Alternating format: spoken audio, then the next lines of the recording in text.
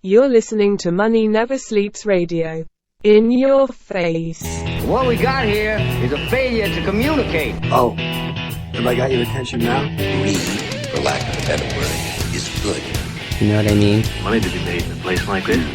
Money never sleeps, pal. You're crazy. Don't run when you lose. Don't whine when it hurts. You know what it takes to sell real estate? It takes brass. I've fallen, and I can't get up. All right, welcome to Money Never Sleeps. This is a show where we talk about anything and everything that impacts the flow of money from around the corner to around the world. I want to thank you for tuning in. We try to tackle topics that we believe that would be of interest to our listeners. And I want to give a big shout out to Tom. We had a great conversation, and he brought up some points that I want to actually address on air, because I think that there are a lot of listeners out there that may have the same questions and it's good to have a better understanding of it. I want to talk about the real difference between decentralization and centralization. Now, basically, in that type of conversation, it begins with the fundamental divide between decentralization and centralization. Centralized systems, they rely on a single authority, one point. Whether it be a bank, government, or institutions, they are the authority. They validate all transactions, they maintain the ledgers, they control access. And this is what banks want and need, I guess, for them to control the environment. They don't want assets going off their books. They don't want savings or yield type of products leaving their ecosystem, because it does impact the bank. And if you look at it from a local level to a regional level to a national level to an international level, on a local level, when money starts moving out, there's less money to put to work in those local areas. So that's part of their concern, which is valid, but there's a lot more to it. Decentralized networks, they distribute that power across, that power of maintaining ledgers, access, everything, validation. That power is distributed across nodes, validators, and community governance. It reduces a single point of failure. It increases transparency. Basically, you don't have one single authority making decisions. The difference matters because it shapes who controls financial infrastructure, who benefits from it, and how resilient it is. As global finance evolves, the tension between centralized control and decentralized autonomy, that is going to become one of the defining debates of the digital era. There's no question. And in blockchain or in tokenization, that's going to be a defining debate. This is why we see the Clarity Act kind of at a standstill. Banks want something. They want to be able to buy time, I guess, to go and create products where they can have a yielding stable coin, same as they have a savings account. They don't want those assets to leave the banking environment. And that's why you have a lot of banks teaming up with other banks to create these products. You have, whether it be Circle and even, just fintech companies like that, creating centralized situations where institutions globally can get involved. Now, why are big banks adopting blockchain at all? And why do they prefer to use centralized networks? I touched on this a pinch.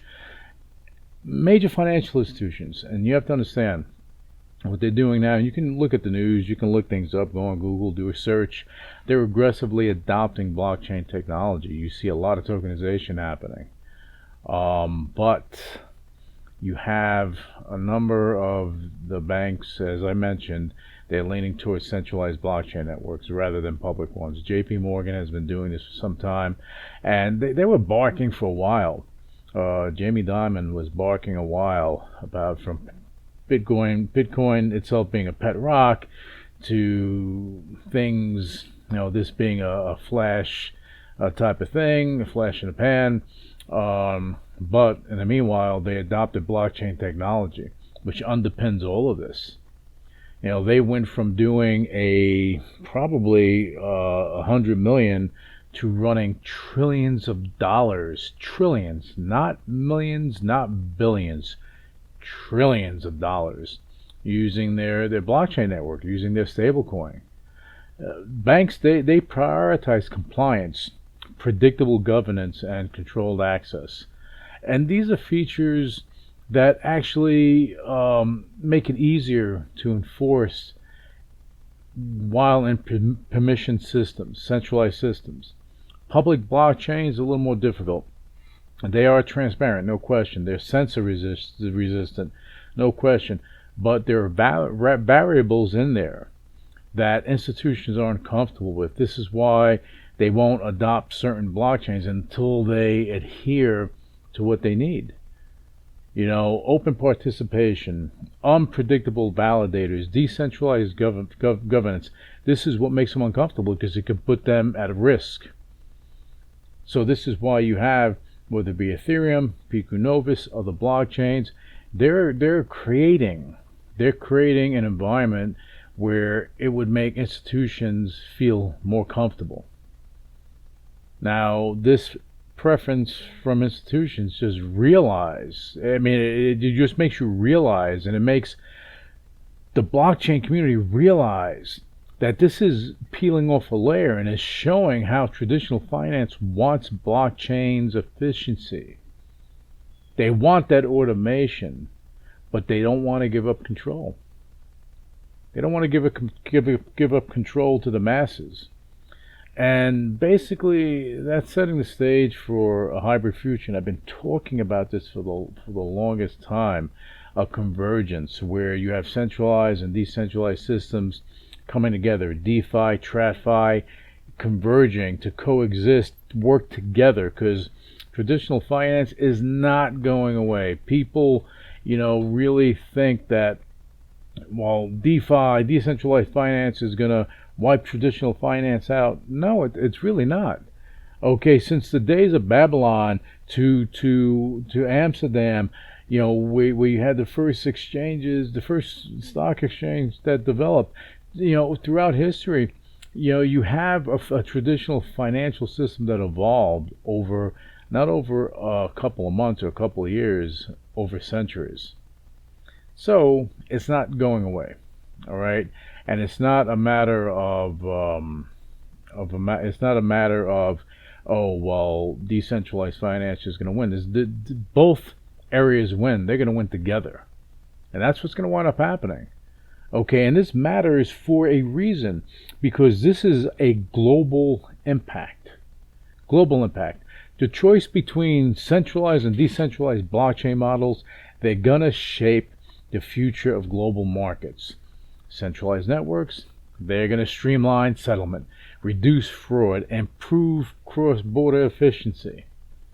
But they also run the risk of recreating some of the bottlenecks that blockchain is supposed to fix.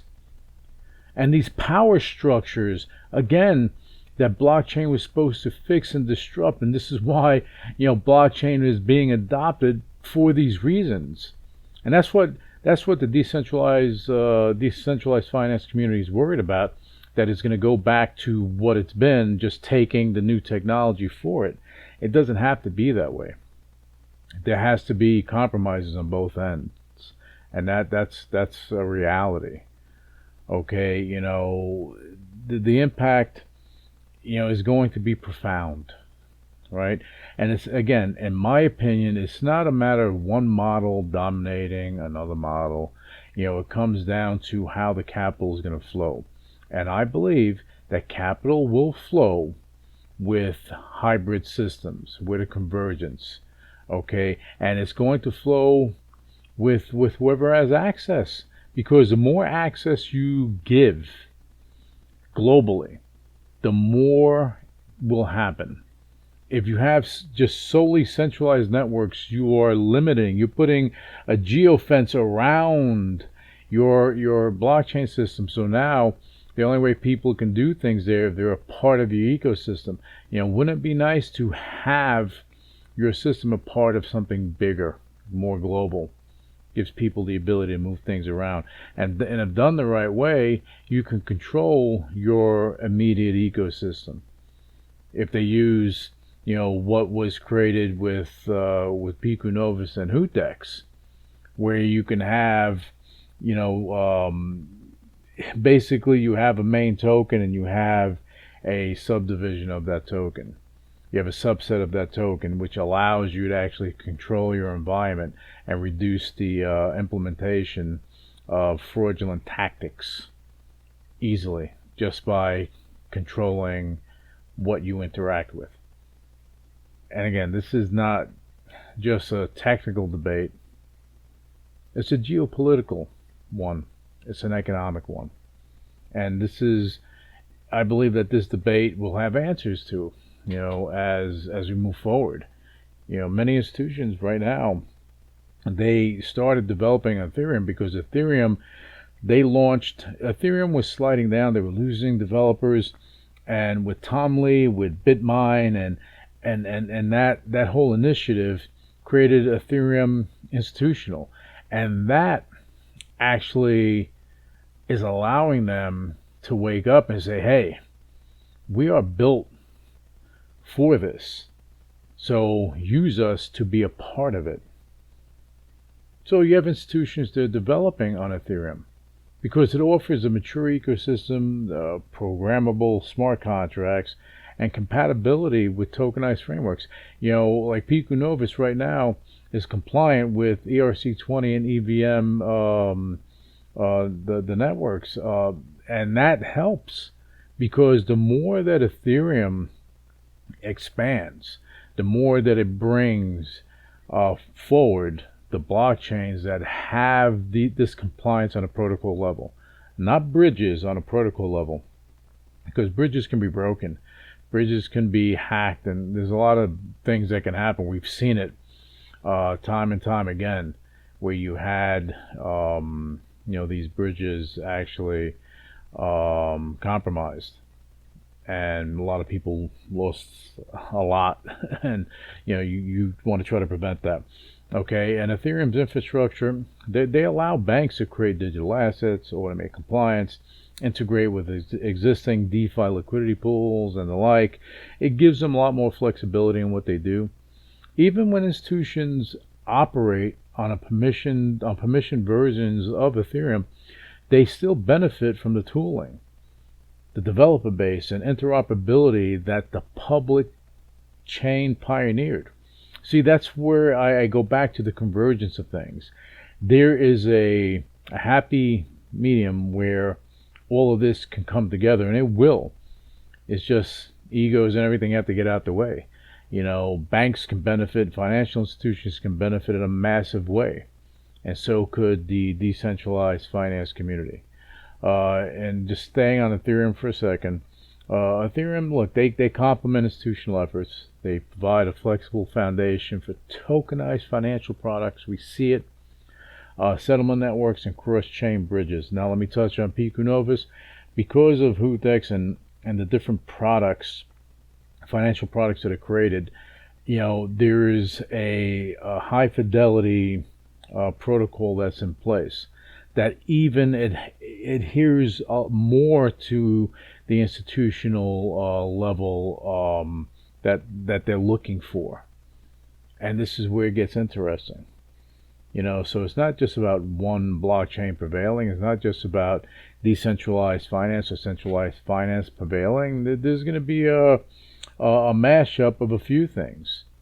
Okay, but I'm telling you that we do have a major shift that is underway.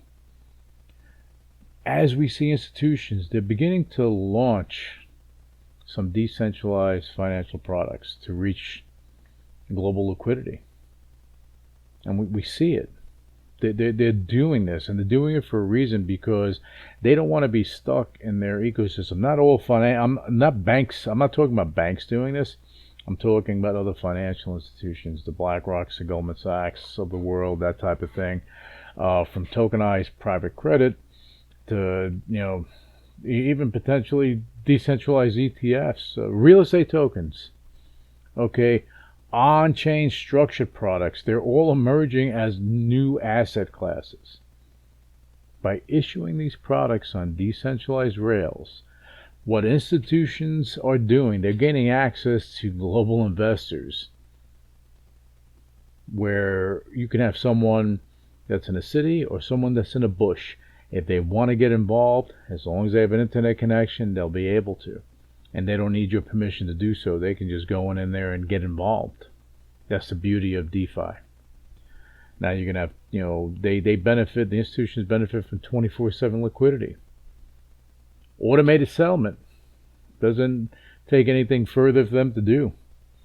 Programmable compliance allows them to stay compliant within their rules and regulations that are in place.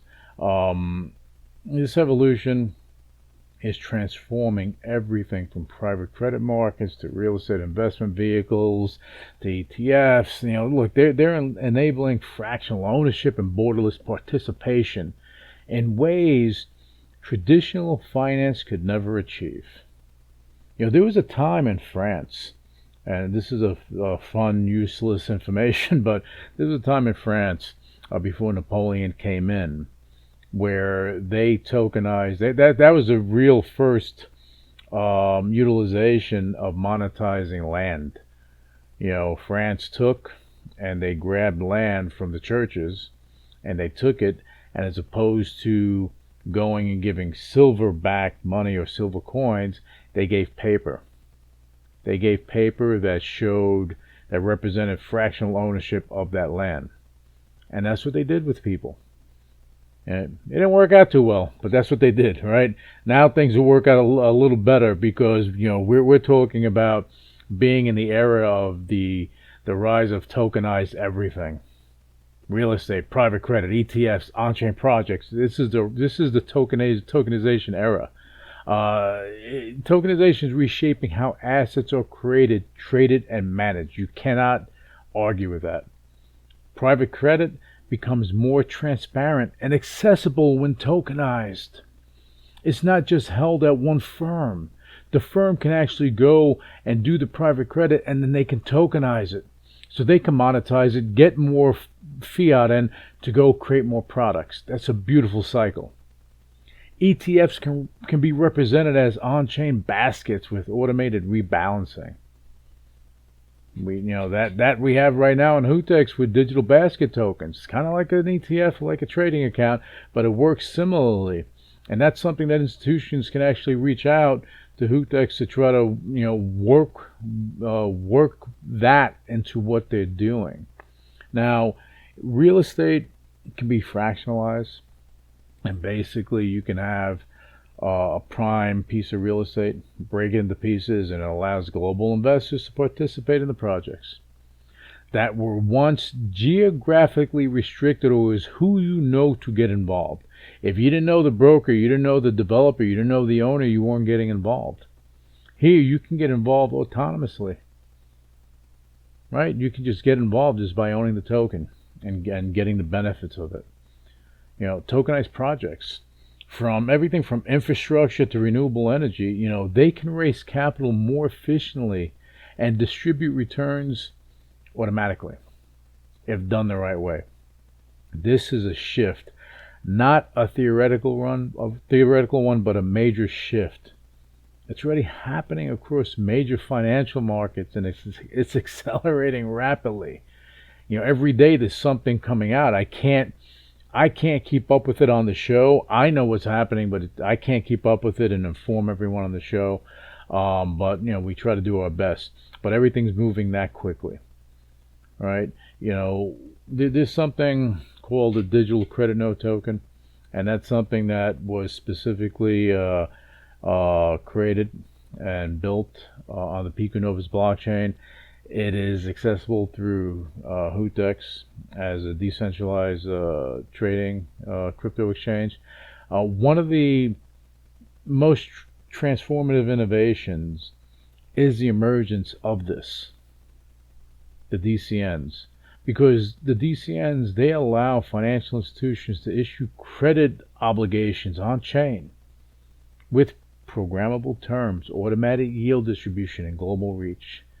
They can operate in both centralized and decentralized environments. That's the beauty of it. You can control the access, making them ideal for banks, funds, and enterprises. And this is what they were made for, to be a hybrid. Digital credit note tokens, they enable autonomous interest payments. Happens every hour on the hour like clockwork. Real-time risk monitoring and instant settlement.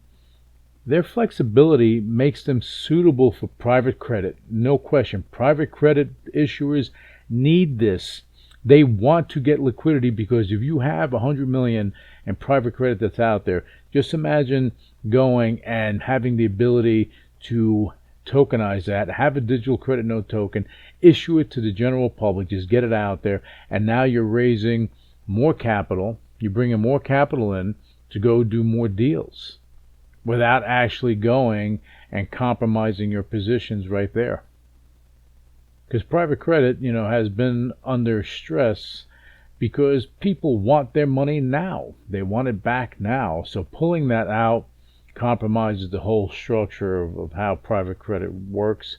So this gives an option, monetization of the private credit. And again, this is a beautiful thing. It's fantastic. And it helps trade finance, treasury operations, cross-border lending, all of this stuff. It unlocks a new era of financial automation and monetization and liquidity.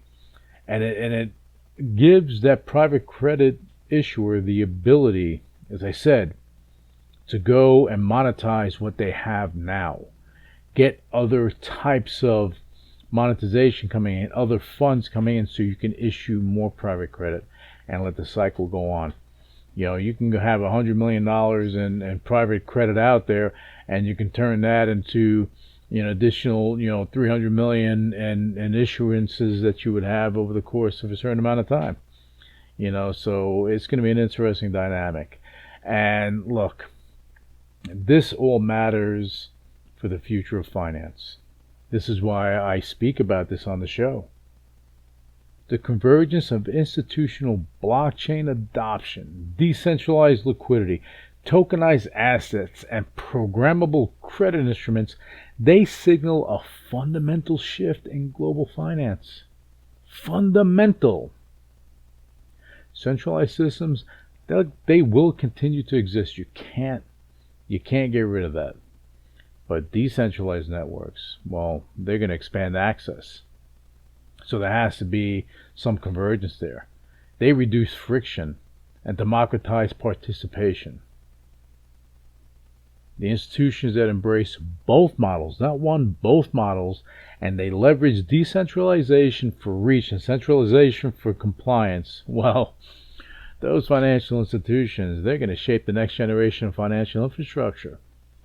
This is why BlackRock is all in, Goldman is all in, JP Morgan, they're going to start changing things up. You have DTCC, they're getting involved in the game, NASDAQ, New York Stock Exchange, so on and so forth.